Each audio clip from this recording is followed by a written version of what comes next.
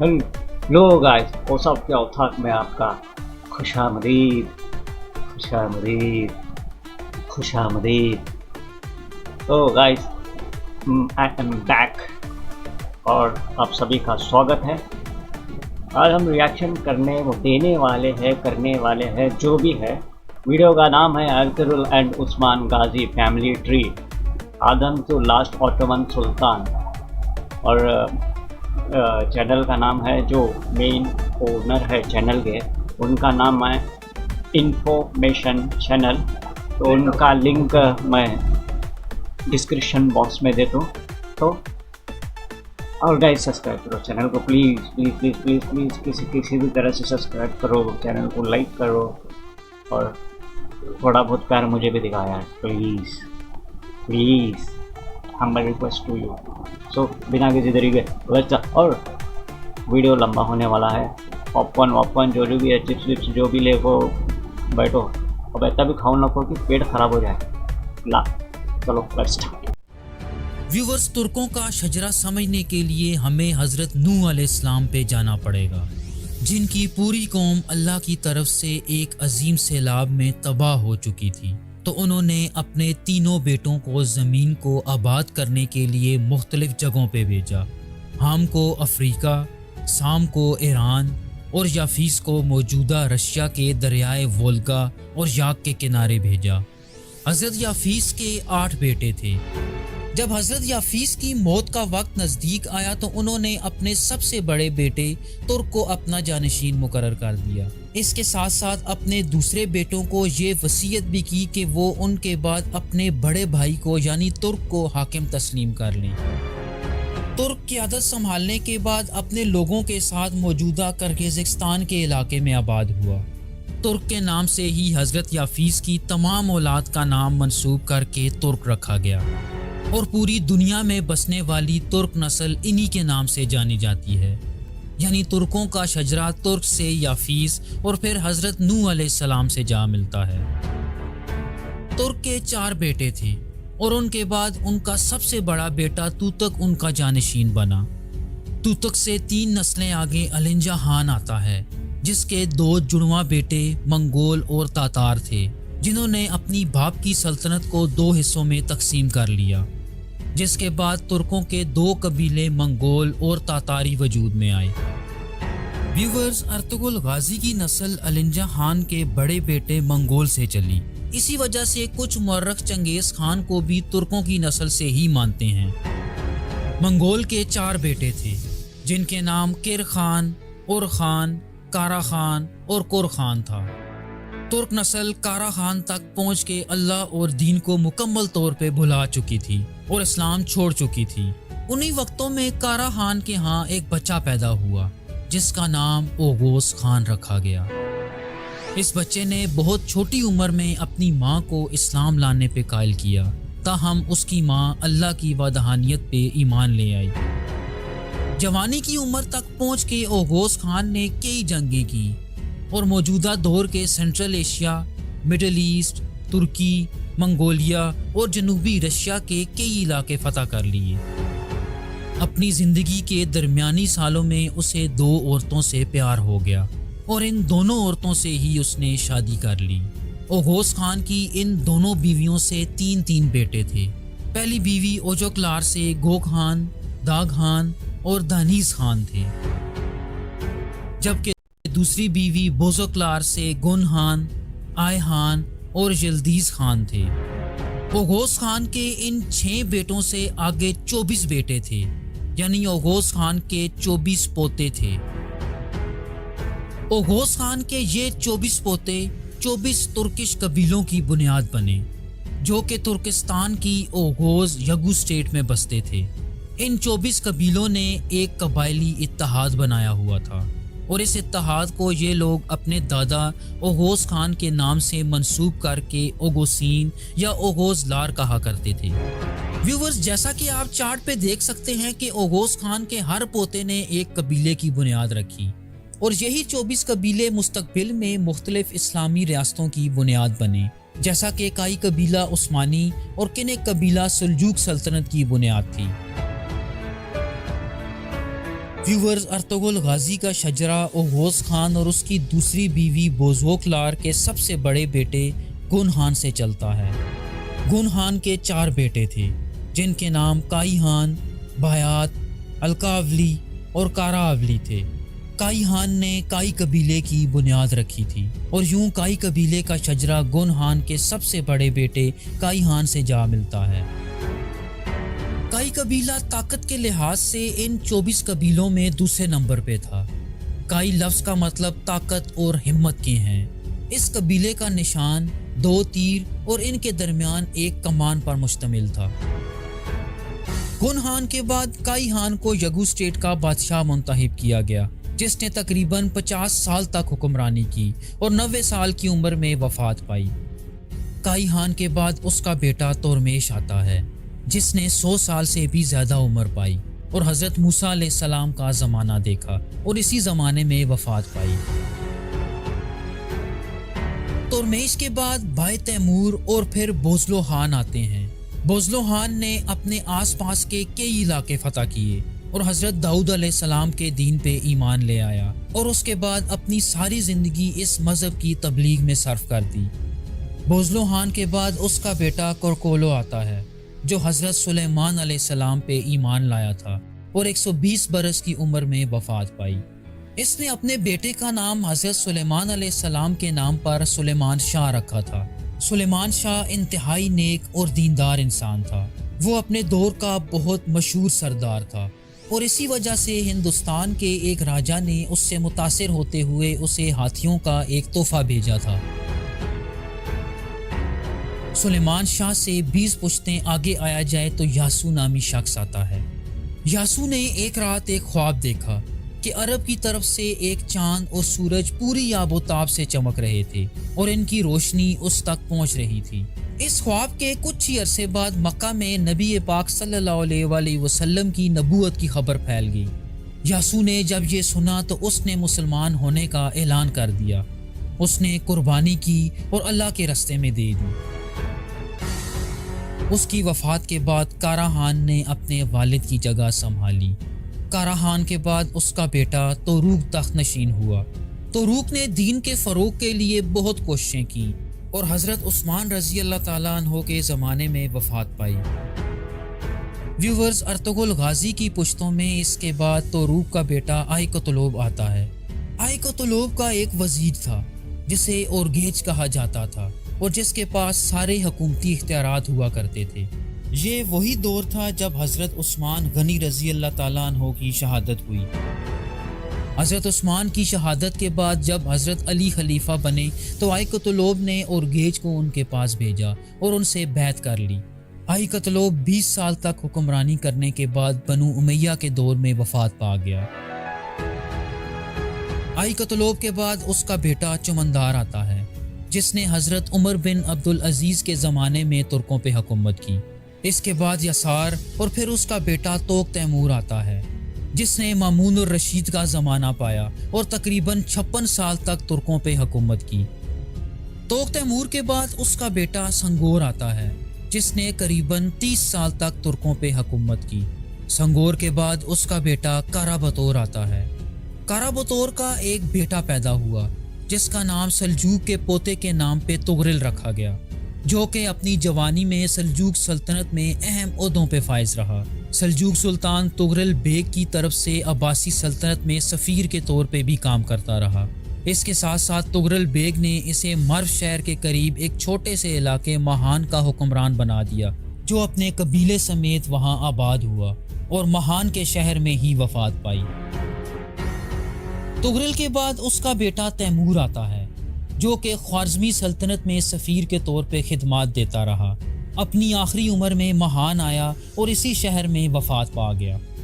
Viewers, Taimur के बाद उसका बेटा केज़ल बुगा आता है, जो कि मर्व में पैदा हुआ और जवान होने पे मौजूदा ईरान के इलाके हमदान में सल्जूकी दरबार से वाबस्ता रहा और जहाँ से सुल्तान के फरमान पर मर्व का हाकिम बना दिया गया। व्यूवर्स, केज़ल बुगा के बाद उसका जानिसार काया अल्ब बना, जिसका मतलब है एक बहादुर चट्टान। काया अल्ब अर्तुगरुल गाजी का दादा था। عثمانی روایات کے مطابق ارطغرل غازی کے والد کو لے کے کافی اختلاف پایا جاتا ہے۔ کچھ مورخ سلیمان شاہ کو اور کچھ قندوز الب کو ارطغرل غازی کا والد مانتے ہیں، لیکن زیادہ سورسز میں سلیمان شاہ کا نام ہی آتا ہے۔ سلیمان شاہ نے سن 1214 میں کائی قبیلے کی قیادت سنبھالی اور منگولوں کی تباہ کاریوں سے بچنے کے لیے کائی قبیلے کے لوگ سلیمان شاہ کی قیادت میں مختلف مقامات پہ ہجرت کرتے رہے۔ سن 1236 میں سلیمان شاہ کا انتقال ہو گیا۔ سلیمان شاہ کے بعد ارطغرل غازی نے ان کی جگہ سنبھال لی۔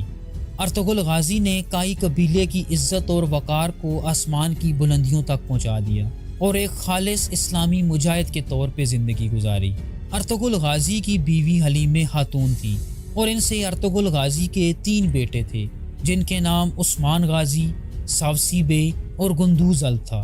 ویورز، ارطغرل غازی نے اپنی زندگی میں ایک عظیم اسلامی سلطنت بنانے کی راہ ہموار کر دی تھی۔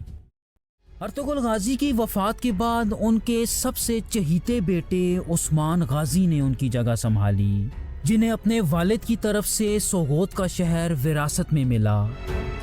چونکہ عثمان غازی نے ایک عظیم عثمانی سلطنت کا خواب دیکھ رکھا تھا تو وہ سکون سے بیٹھنے والے نہ تھے۔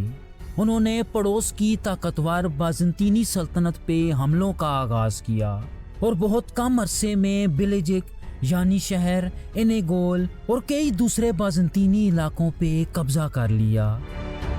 سن 1299 میں عثمان غازی نے تمام فتح کیے گئے علاقوں پہ اپنی عثمانی سلطنت کی بنیاد رکھ دی، جس نے اگلی 6 صدیوں تک 3 براعظموں پہ حکومت کرنی تھی۔ ان کی 2 بیویوں ملہون خاتون اور رابعہ بالا خاتون سے 8 بیٹے اور 1 بیٹی تھیں، اور ان کی وفات کے بعد ان کے بیٹے اورحان غازی تخت نشین ہوئے، جنہوں نے بازنطینی سلطنت پہ حملے کرنا جاری رکھا۔ مورخین لکھتے ہیں کہ اورحان غازی پہلے عثمانی سلطان تھے جنہوں نے یورپ کی طرف فتوحات کا آغاز کیا۔ انہوں نے ایک بازنطینی شہزادی تھیوڈورا سے شادی کی، جو بازنطینی شہنشاہ جان 4 کی بیٹی تھی۔ ان کے علاوہ ان کی دوسری شادی نیلوفر خاتون سے ہوئی، جو اورحان غازی کے جانشین اور اگلے سلطان مراد اول کی والدہ تھیں۔ مراد اول نے سلطنت کو یورپ کی طرف مزید پھیلایا اور بلکان کا زیادہ تر علاقہ عثمانی سلطنت میں شامل کرنے میں کامیاب ہو گئے۔ انہوں نے سلطنت کو 2 صوبوں میں تقسیم کر دیا تھا، ایک صوبہ ایشیا میں اناطولیہ جبکہ دوسرا یورپ میں بلکان کا علاقہ تھا۔ لیکن سلطان مراد کوسوو کی جنگ میں سربینز کے خلاف لڑتے ہوئے شہید ہو گئے۔ مراد اول کے 5 بیٹے اور 4 بیٹیاں تھیں، اور ان کی شہادت کے بعد ان کے بیٹے بایزید اول نے سلطنت کی بھاگ دوڑ سنبھالی۔ ویورز، ہر عثمانی سلطان کی یہ خواہش ہوتی کہ قسطنطنیہ یا کانسٹینٹینوپول فتح کیا جائے۔ بایزید نے یہی خواہش دل میں لیے سن 1394 میں قسطنطنیہ کا محاصرہ کیا، لیکن وہ اس محاصرے میں ناکام رہے۔ تاہم وہ صلیبیوں کے خلاف کئی محاذوں پہ بہت کامیابی سے لڑتے رہے، لیکن پھر ان کے ساتھ وہ ہوا جو 36 عثمانی سلاطین میں کسی کے ساتھ نہ ہوا۔ انہیں انقرہ کی جنگ میں امیر تیمور سے بری طرح شکست ہوئی، اور یہی نہیں بلکہ امیر تیمور نے انہیں قید بھی کر لیا، اور اسی قید کے دوران ان کا انتقال ہو گیا۔ ان کی وفات کے بعد ان کے 5 بیٹوں میں اقتدار کے لیے خانہ جنگی شروع ہو گئی، جو تقریباً 10 سال تک جاری رہی، جس کے بعد ان کے بیٹے محمد اول تخت پہ بیٹھنے میں کامیاب ہو گئے۔ سلطان محمد اپنی پوری زندگی سلطنت کو اکٹھا کرنے میں جٹے رہے۔ انہوں نے ایشیا اور یورپ دونوں طرف عثمانی رٹ کو دوبارہ بحال کیا۔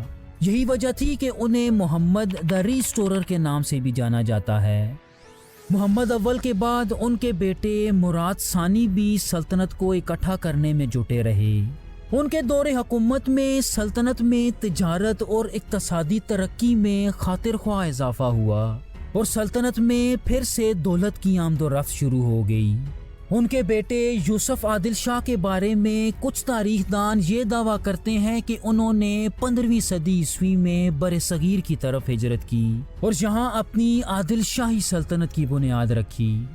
مراد ثانی کے انتقال کے بعد ان کے بیٹے سلطان محمد ثانی تخت نشین ہوئے، جنہیں عثمانیوں کا سب سے طاقتور سلطان کہا جائے تو غلط نہ ہوگا۔ اس کی وجہ یہ ہے کہ انہوں نے وہ کر دکھایا جو کوئی دوسرا عثمانی سلطان نہ کر سکا۔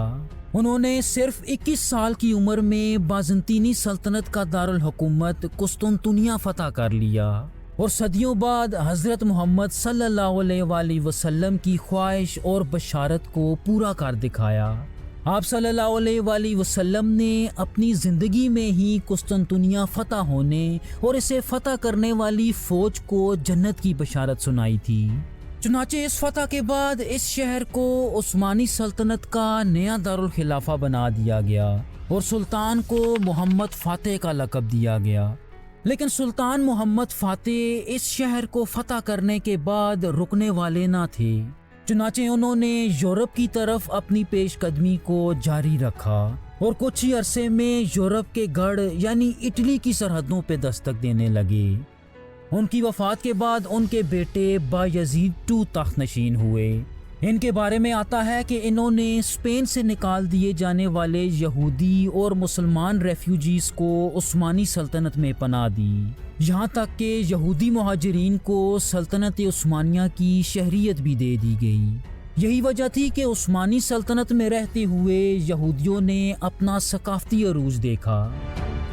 ان کی وفات کے بعد ایک ایسے سلطان تخت نشین ہوئے جنہوں نے سلطنت کو ایشیا، افریقہ اور عرب کے علاقوں تک پھیلا دیا۔ یہ سلطان بایزید کے بیٹے سلیم I تھے۔ ان کے دور میں حجاز کا پورا علاقہ جس میں مکہ اور مدینہ بھی شامل تھے عثمانیوں کے زیر کنٹرول آ گیا۔ مصر میں عباسی خلفاء کی طاقت بالکل ختم ہو چکی تھی، چنانچہ سلطان سلیم عباسیوں سے خلافت یعنی مسلمانوں کی سربراہی لینے میں بھی کامیاب ہو گئے۔ تو یوں تاریخ میں پہلی بار خلافت عربوں سے ترکوں میں منتقل ہو گئی اور سلطان سلیم پہلے عثمانی خلیفہ بن کے سامنے آئے۔ ان کی موت کے بعد ان کے بیٹے سلطان سلیمان I یا سلیمان دی میگنیفیسنٹ تخت نشین ہوئے، جنہیں عثمانیوں کا سب سے طویل عرصہ حکومت کرنے والا سلطان مانا جاتا ہے، جو تقریباً 46 سال تک تخت پہ بیٹھے رہے۔ ان کے دور میں سلطنت عثمانیہ اپنے عروج پہ پہنچ چکی تھی اور 3 براعظموں تک پھیل گئی، جس کے سامنے دنیا کی کوئی طاقت ٹک نہ پاتی۔ سلطان سلیمان کو اپنے حرم سے ایک عورت رخسلانہ یا حرم سلطان سے پیار ہو گیا۔ انہوں نے ایک طرح سے تمام عثمانی روایات کو توڑتے ہوئے حرم سلطان سے شادی کی، جو بعد میں سلطنت کی طاقتور ترین خاتون بن کے سامنے آئیں۔ اور یہاں یہ بھی آپ کو بتاتے چلے کہ حرم سلطان سے ہی عثمانیوں کی سلطنت آف وومن کے دور کا آغاز ہوتا ہے، جو سن 1656 تک جاری رہا۔ اس دور میں عثمانی سلاطین کی بیویوں اور ماؤں کا سیاست پہ بہت گہرا اثر و رسوخ رہتا۔ اس کے علاوہ سلطان کو اپنے بیٹے مصطفیٰ کو قتل کرنے کے لیے بھی جانا جاتا ہے۔ جہاں تک سلطان کی بیٹی مہرمہ کی بات ہے تو اس نے عثمانی تاریخ کے مشہور ترین گرینڈ وزیر رستم پاشا سے شادی کی۔ سلطان سلیمان کے بعد ان کے بیٹے سلیم II تخت نشین ہوئے، جو کہ حرم سلطان کے بیٹے تھے، لیکن ان کے دور میں ان کی بیوی نور بانو سلطان اور ان کے گرینڈ وزیر محمد سوکولو زیادہ تر ریاستی سرگرمیوں کو کنٹرول کر رہے تھے۔ اس کے علاوہ ان کی بیٹی اسمی ہاں سلطان کی شادی گرینڈ وزیر محمد پاشا سے ہوئی۔ سلطان سلیم کے بعد ان کے بیٹے سلطان مراد III تخت نشین ہوئے۔ ان کے ایشیا، یورپ اور افریقہ کا زیادہ تر علاقہ کنٹرول کر رہے تھے، یہاں تک کہ اب عثمانی سلطنت کی سرحدیں دور دراز مغرب میں موروکو تک پہنچ چکی تھیں۔ لیکن ان کے دور کو عثمانیوں کا ٹرننگ پوائنٹ بھی کہا جاتا ہے، کیونکہ اب عثمانیوں کو بہت سی اندرونی اور بیرونی مشکلات کا سامنا بھی تھا۔ ان کے بعد ان کے بیٹے محمد III تخت نشین ہوئے۔ ان کے بارے میں یہ مشہور ہے کہ انہوں نے تخت پہ بیٹھنے کے لیے اپنے 19 بھائیوں کو قتل کیا۔ اس کے علاوہ انہوں نے عثمانی تاریخ میں پہلی دفعہ برطانیہ کے ساتھ تعلقات استوار کیے۔ اگلے اہم سلطان احمد I تھے، जिन्होंने मौजूदा तुर्की की ब्लू मॉस्क भी बनवाई थी। व्यूअर्स, इस पॉइंट तक हम देख सकते हैं कि उस्मानी सल्तनत में तख्त की मुंतकिली बहुत आसानी से बाप से बेटे में हो रही थी। उसकी खास वजह ये थी कि हर सुल्तान की मौत के बाद उसके बेटों में एक खाना जंगी होती।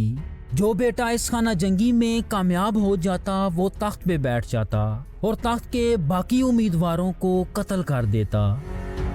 सुल्तान अहमद ने तख्त पे बैठते ही उस्मानी खानदान का ये रवाज ख़त्म कर दिया। इनके दौर में पहली दफ़ा एक उस्मानी खातून कोसेम सुल्तान सल्तनत की एक ताकतवर खातून बन के सामने आईं, जिन्होंने उस्मानियों के लिए बहुत अहम फैसले भी किए। सुल्तान अहमद के बाद उनके भाई मुस्तफ़ा वन सल्तनत के अगले सुल्तान बने। इस दौर में कुछ यूं महसूस होता है कि वो पुराना रिवाज के जिसमें तख्त के तमाम उम्मीदवारों को कत्ल कर दिया जाता, वो सल्तनत की बका के लिए क्यों ज़रूरी था। चूँकि अब वो रिवाज ख़त्म हो चुका था और सुल्तान अहमद के सारे बेटे भी जिंदा थे। चुनाचे सुल्तान अहमद के बेटे उस्मान II ने सुल्तान मुस्तफ़ा के खिलाफ बगावत करते हुए उन्हें कत्ल कर दिया और ख़ुद तख्त पे बैठ गया। लेकिन उस्मान II को अपने ही जेनिसरीज ने कत्ल कर दिया। इसके बाद सुल्तान अहमद के 2 और बेटे बारी बारी तख्त पे बैठे। पहले मुराद IV तख्त पे बैठे, जो तख्त पोशी के वक्त महज 11 साल के थे। चुनाचे इनके दौर में सल्तनत के सारे फैसले उनकी वालिदा कोसेम सुल्तान किया करती।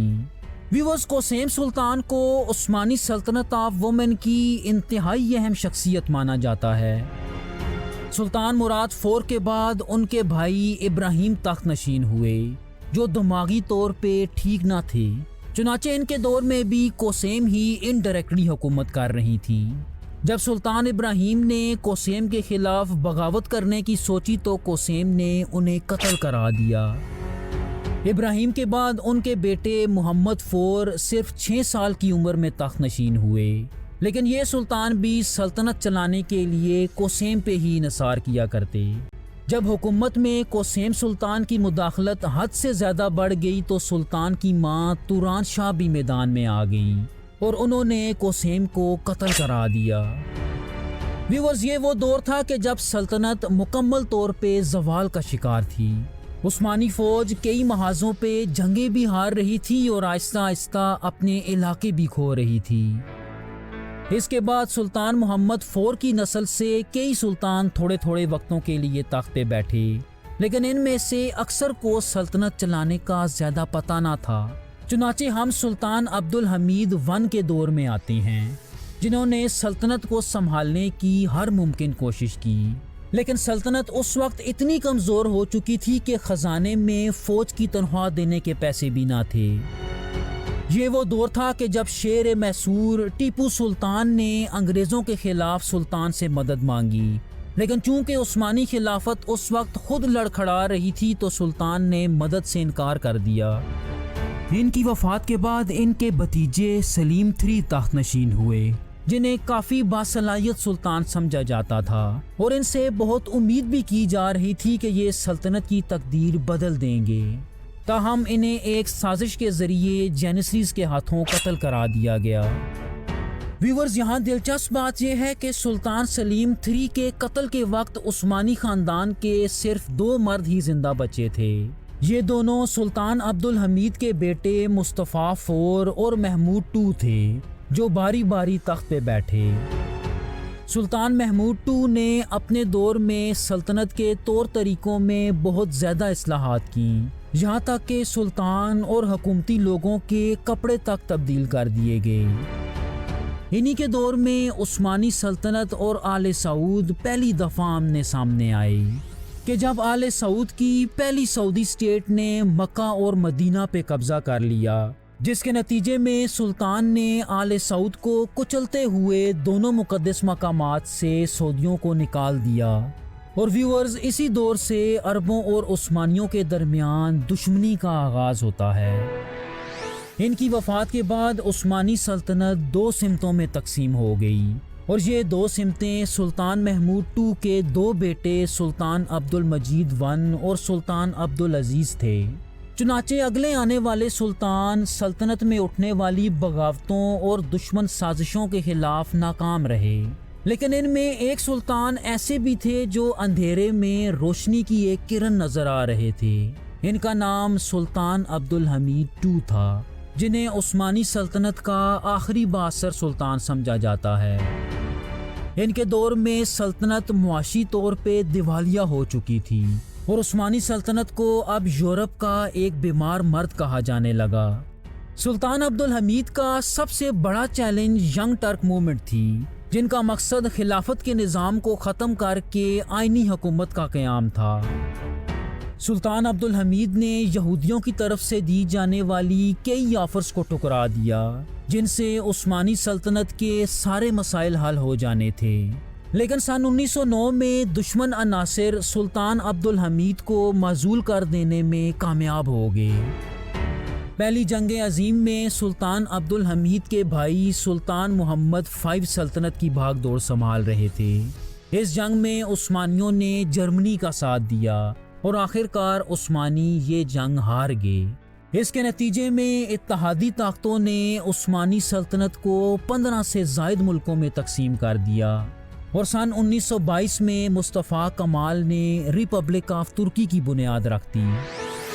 लेकिन सल्तनत के खात्मे के बाद भी खिलाफत अब्दुल मजीद II तक जारी रही और इस आखिरी खलीफा को भी सन 1924 में मुल्क बदर कर दिया गया, जिससे इस्लामी खिलाफत का भी मुकम्मल तौर पे खात्मा कर दिया गया। व्यूअर्स, मौजूदा दौर में उस्मानी ख़ानदान को उस्मान ओगलू के नाम से जाना जाता है, जो आज दुनिया के मुख्तलिफ हिस्सों में पाए जाते हैं। इस ख़ानदान के मौजूदा सरबराह हारून उस्मान हैं और अगर उस्मानी सल्तनत आज मौजूद होती तो यही मौजूदा सुल्तान और खलीफा होते।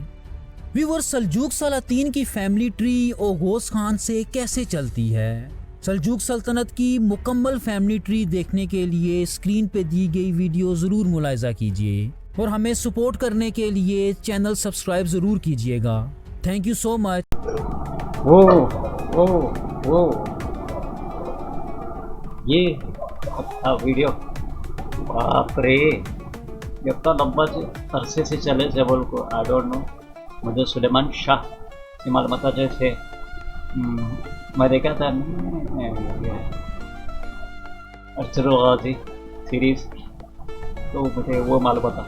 बहुत सारी नॉलेज मिली, बहुत सारे डार्क ट्रूथ मालूम पड़े जो कि नहीं मालूम रहते। उससे ये था, मतलब राजा के सत्ता संभालने के बाद कितने सब भी करना पड़ता। ओ हो हो जी, हार्ट ब्रेकिंग, अपने भाइयों को मारना पड़ता, बहुत सारे लूप होल से डार्क ट्रूथ, और ये था गाइस वीडियो। और क्या बोलूँ मैं, अब तो जैसा भी देखें, अगर यहाँ तक पहुँचे रहे वीडियो तो thank you so much, thank you. और मेरे चैनल को सब्सक्राइब करो, लाइक करो। वीडियो के हवाले बोलने के लिए कुछ आउट ऑफ सिर के ऊपर से कैसे थोड़ी चीज़ें मालूम पड़े, थोड़े चीज़ें नामा इतने हार्ड नामा पहले के जो भी मंगोल, मुझे ये नहीं मालूम होता कि मंगोल भी इनके ऐसे ट्राइब से निकले से बोलो, भाया महाना है दोनों बोलो। बट इट्स मज़ा आया, जानकारी मज़ा आया। चलो मिलते हैं अगले किसी इन्फॉर्मेटिव वीडियो, न्यूज़ वीडियो के अंदर। Let's bye.